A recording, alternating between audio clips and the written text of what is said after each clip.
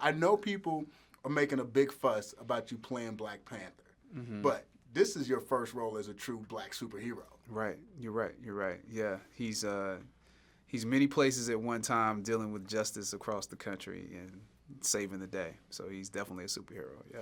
Were you ever apprehensive about doing this? Because like you've done the biopic thing. So when they slid you the script, what were your initial thoughts? Every biopic that comes to my attorneys, and my agents, and managers, it's like they immediately are like, we'll read it, but so it first of all, it's got to get to me, and then second, if it gets to me, like half the time I'm like, nope.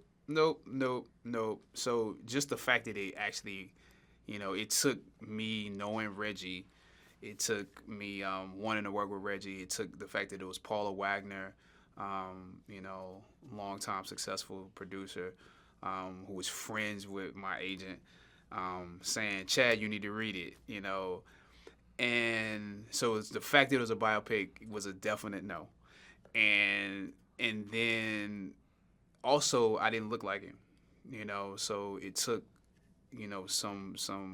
the script being really good, and the fact that it was Reggie and Thurgood Marshall's son, John Marshall, writing a letter saying, we want you to play this. So it took all of that for me to go, okay, I'll do it.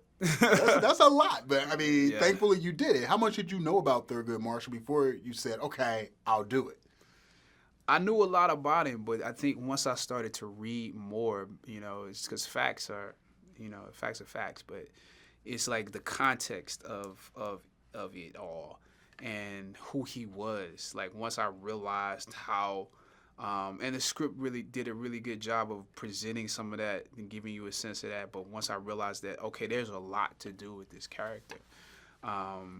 There's a lot to do with the time period that we're in, and a lot to do with how does he get people to do certain things. Because if I just read it verbatim, I'm like, these things don't even make sense. It has to be who he is as a person that makes a lot of things happen.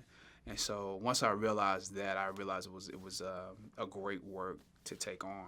How much interaction did you have with the actual living family members, where you could very little, very little, because once I got their go ahead, and I realized, well, they didn't know this man, they weren't alive when this man was doing this work, and I could pull so much from, I think, the context. And I knew I didn't look like him, and since it would just remind me more and more that I don't look like him, if I talk to the family, and I had to pull, the essence of him out of this history and pour it inside me. That was the more important, I think, work to do in this case. Hey, Vale here. I hope you liked that Marvel video. Okay, keeping with the Marvel theme, so you all would know that Jon Favreau got the gig that kick-started the Marvel Cinematic Universe by directing the first Iron Man. But Marvel were initially after some other big filmmakers to direct the film. Among the names on their hit list were Quentin Tarantino, there goes your 12A rating, Nick Cassavetes and Joss Whedon.